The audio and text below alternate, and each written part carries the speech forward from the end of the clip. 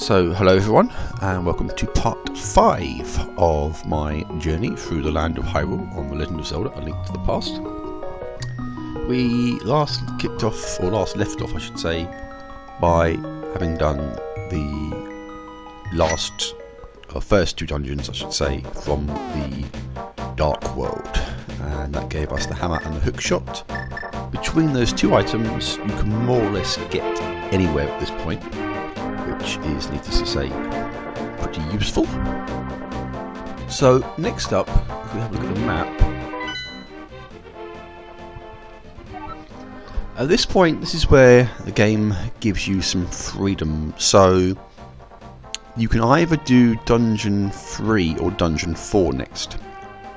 You can pick and choose between the two, and it won't really affect things too much.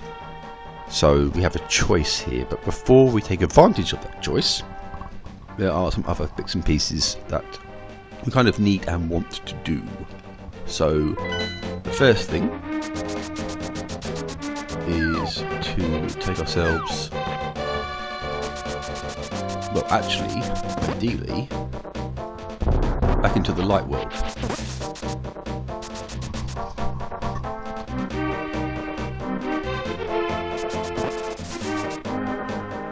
Always want to collect hearts where we can.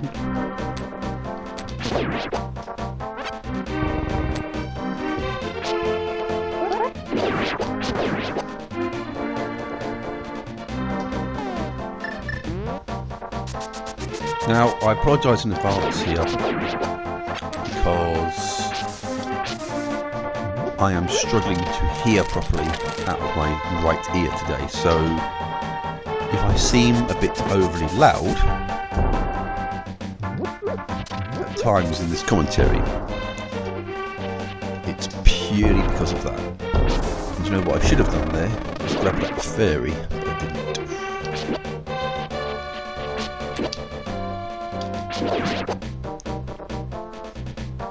What we can do here actually, whilst we're in, well, it's sort of a graveyard I suppose.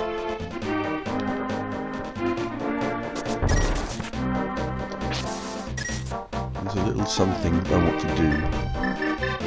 This may not work first time, but we'll try. It did work. Excellent.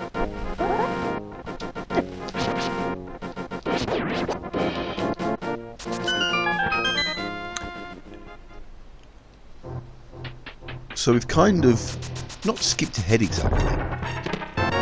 Using the ability to travel between worlds gets you this. The magic cape,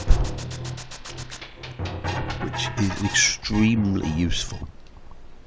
It's one of those funny items which in a way is optional, you don't need it, but having it is certainly better than not having it. Oh.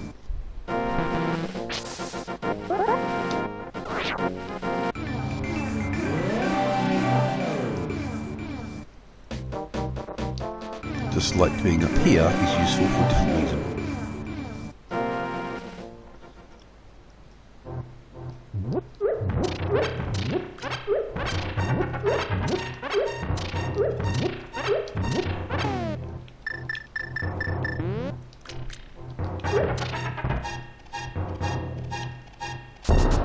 That's stupid.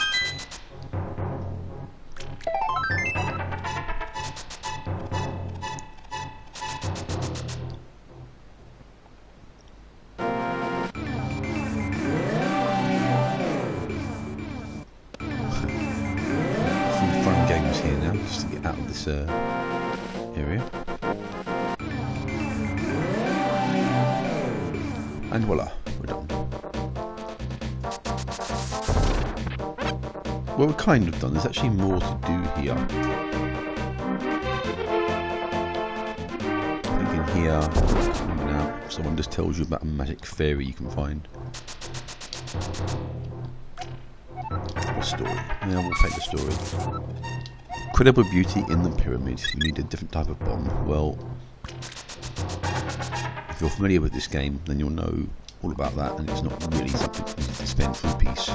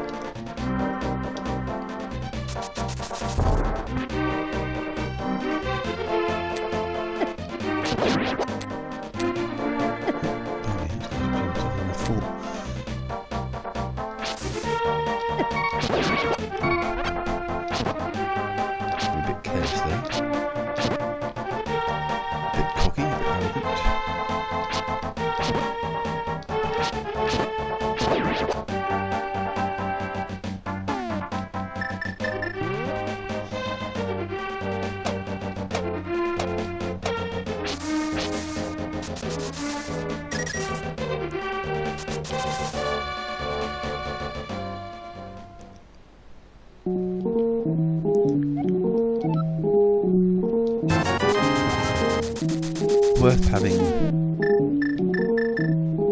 medicine of life. We are going to try and do at some point is find some more bottles, and there are more bottles out there to have. It's just a case of finding them.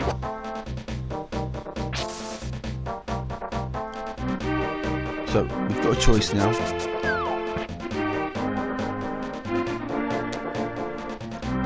There is something more important to do before we exploit that choice.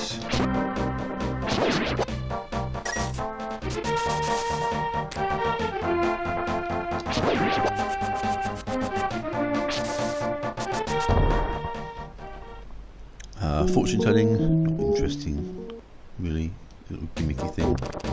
Doesn't really benefit you to do it, I suppose.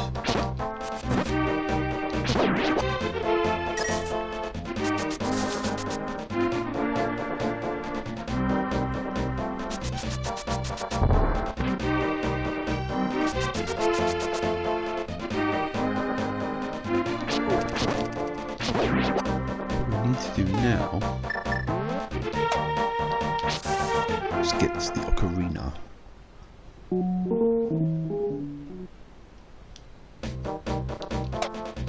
I can't for the life of me remember how you do.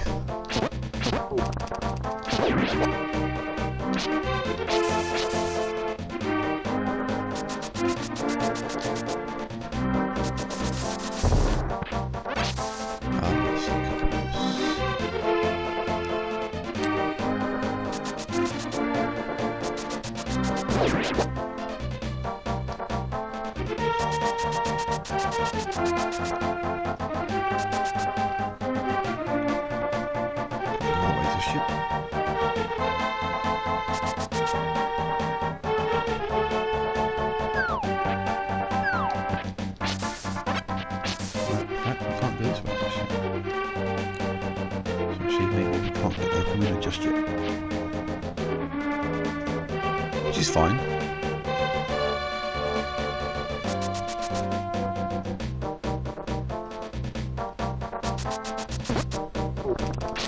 What we're going to do instead then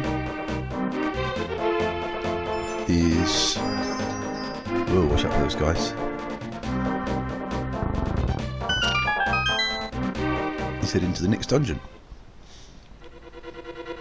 which actually is crystal number 4, not number 3, let's say. We're going slightly out of order. But we're doing that because we can. Now, it's been a while since I've done any of these dungeons, really. So a little bit of trial and error. That's going to be the compass. It could be a key, I suppose. Ooh. Okay, one map's useful.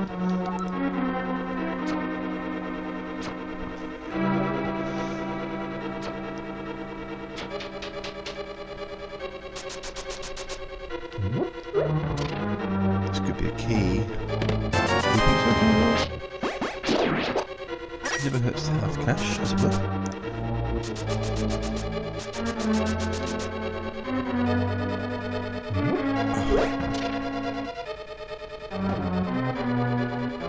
So I quite enjoyed this dungeon, although I dare say it has got one of the most fiendishly impressive bosses in the entire game.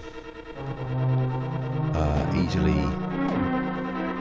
to me at least, in the top 3 for difficulty and for drama.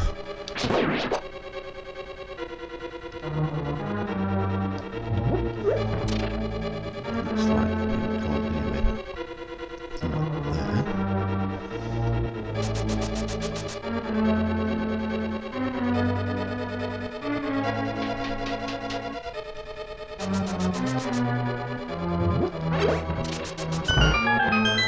See, I never knew you could just charge those particular walls until very recently. Knowing that has spared me a lot of wasted bombs. It was this sort of thing I was doing the bomb for.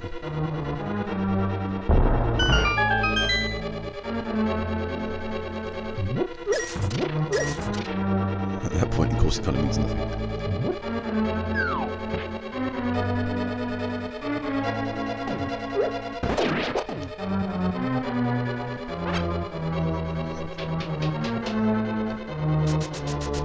So in these early stages, what we're really doing is looking for keys,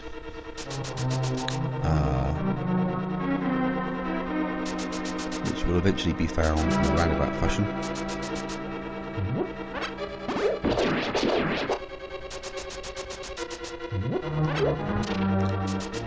It's just going to take me a while to remember exactly where to go.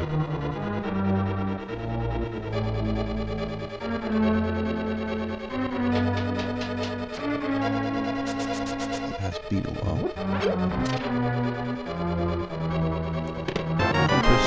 That useful if you ask me. I suppose in one sense it is. I mean, now we know exactly where we are.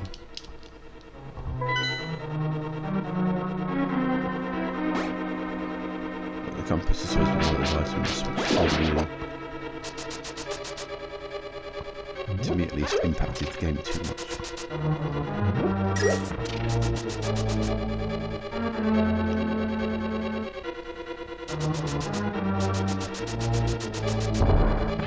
Without saying, if I was speedrunning this by now, I would have been woeful compared to anyone else playing.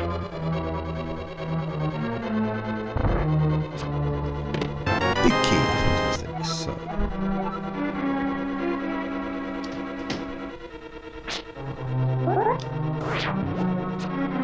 now we're bunny. We are very cute bunny. And thankfully it doesn't last too long.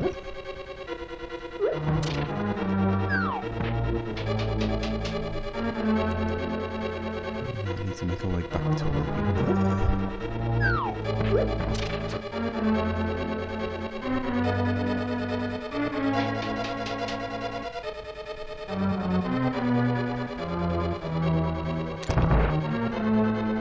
So begins the second phase, if you like.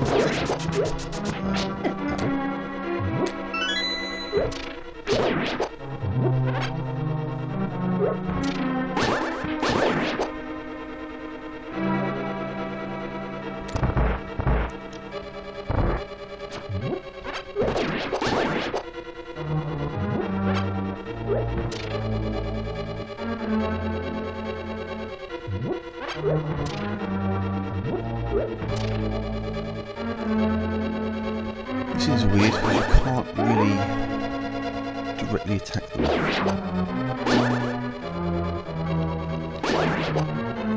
And those skeleton things there are not the most annoying things in the game.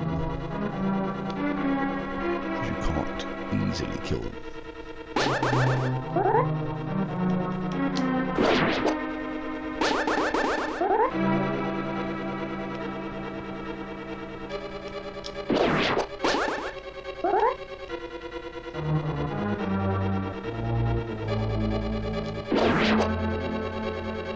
Go away, skeleton guy.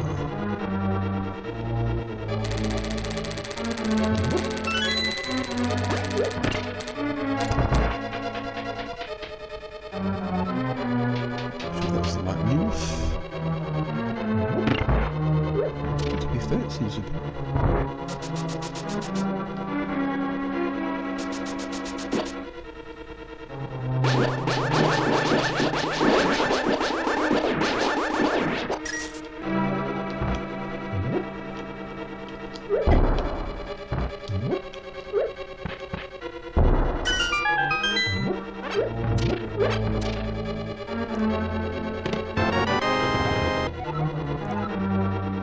You may be thinking, why did I do that? And it's all to do with the final boss, who in fact we haven't encountered as yet. We have had named already in a previous part of the game. If you were paying attention to these videos, it makes reference to a guy called Blind. And we'll become clear with that in not so distant future.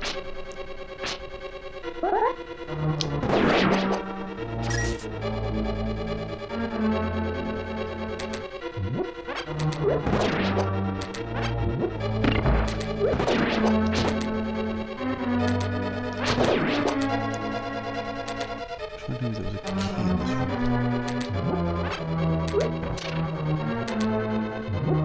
And the answer is no. We'll go downstairs anyway and see what waits for us down here.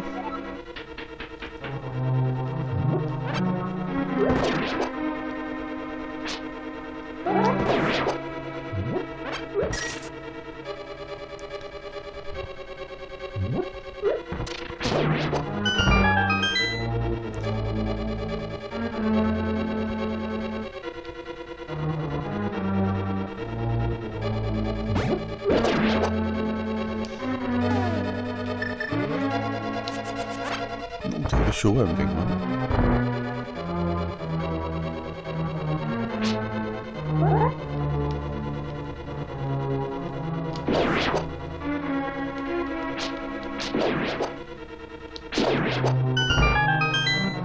That seems to be pointless.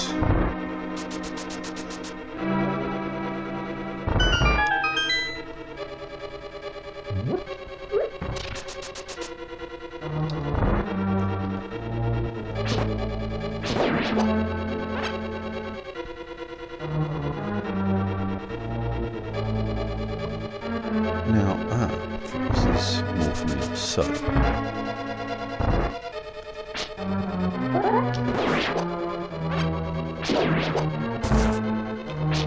big key allows us passage through here.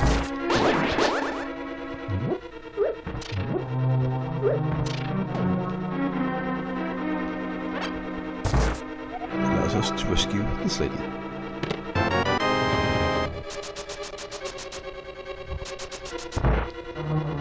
Too carried away.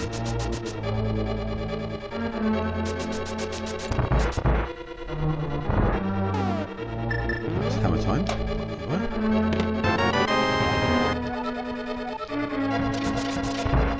Quick in and out there. Another key. We're going to need a want.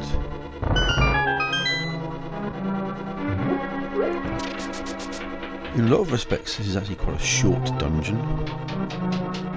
That's fair to say.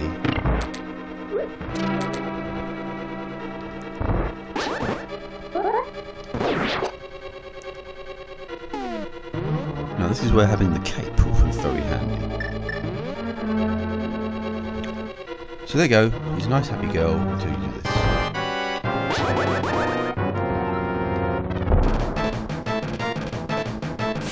And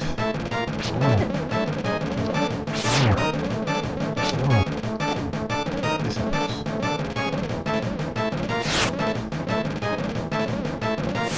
The intensity of this.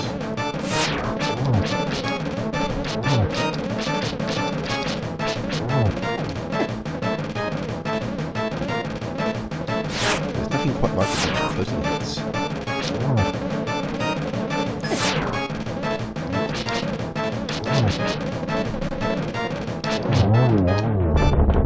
Magic, but killed it.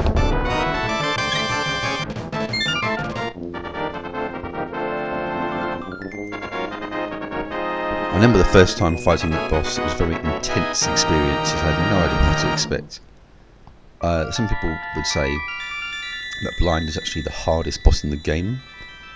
I don't know about that necessarily, but certainly the first time you come across that particular fight, it's a very intense one. So here we go.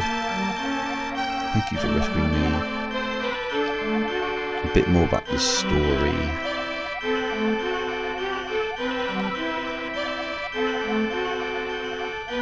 The importance of the bloodline of the knights.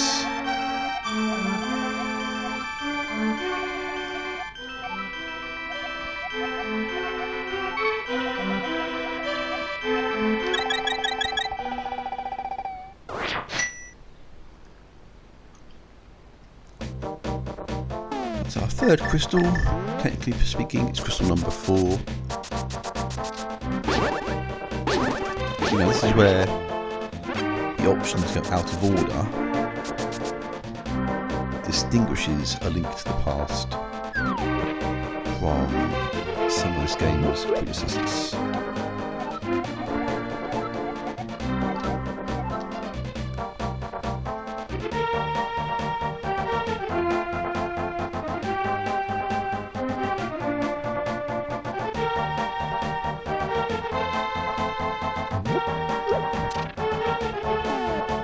This is where you gain a remarkable opportunity.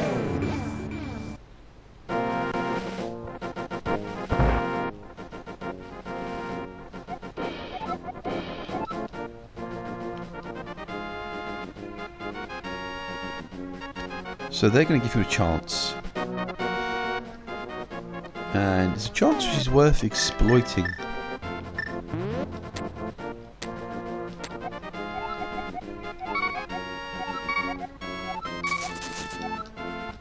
You have no sword now, but they're going to work on that for you. Meantime, something else we can do.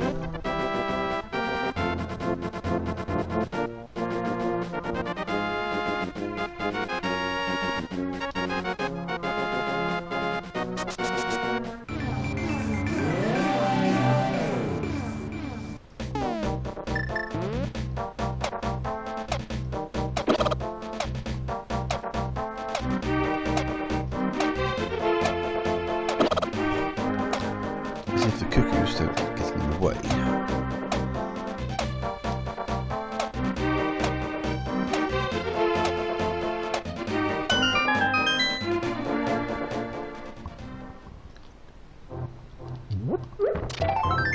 There we are, another piece of heart. And now you have the Titan's Mitt, which greatly increases Link's strength and grants access to other regions of the map.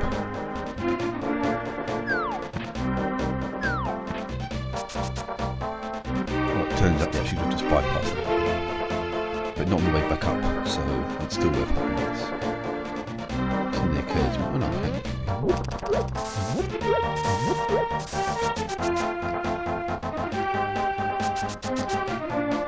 meet this lonely guy.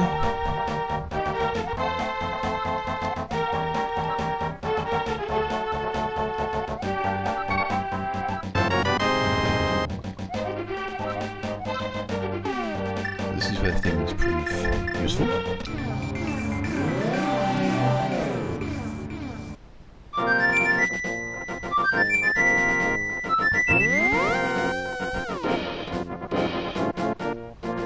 Portal disappears, and you have to go searching for the arena.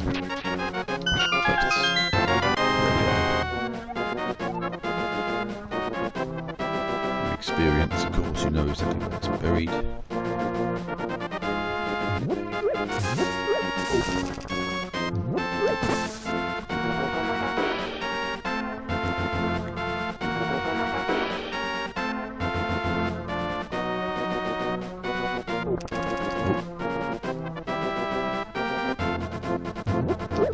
Slightly perilous going through here without anything in the way of a sword, but that's where at least we still have our trusty press the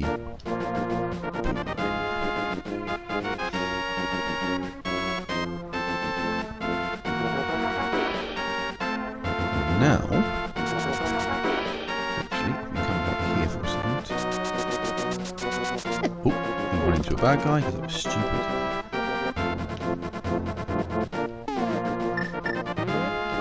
Now we do this.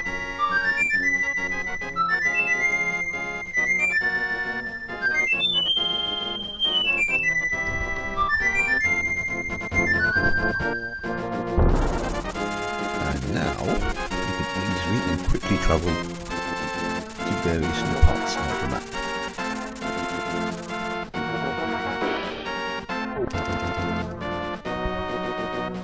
But before we do anything else, I think it's time to get our sword back,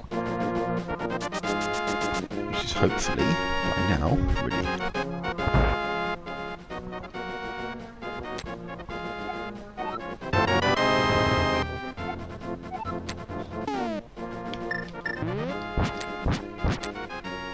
So now we upgraded the sword to level 3.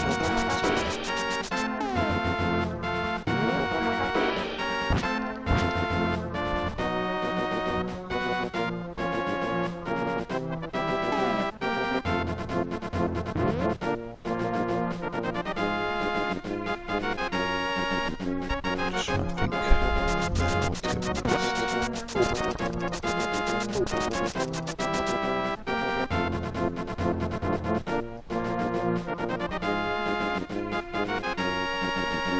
The answer next is here.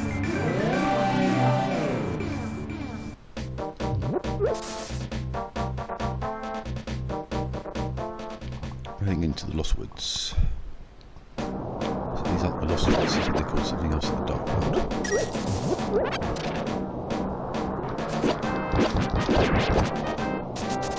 This is where we'll find ourselves facing next dungeon, which is an interesting and confusing dungeon in some ways because it has multiple ways in and out.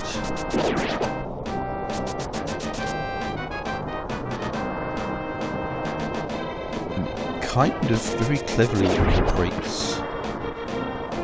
the entire environment. It's here where we shall save it for now and return to another time when we face the forest dungeon. Until then.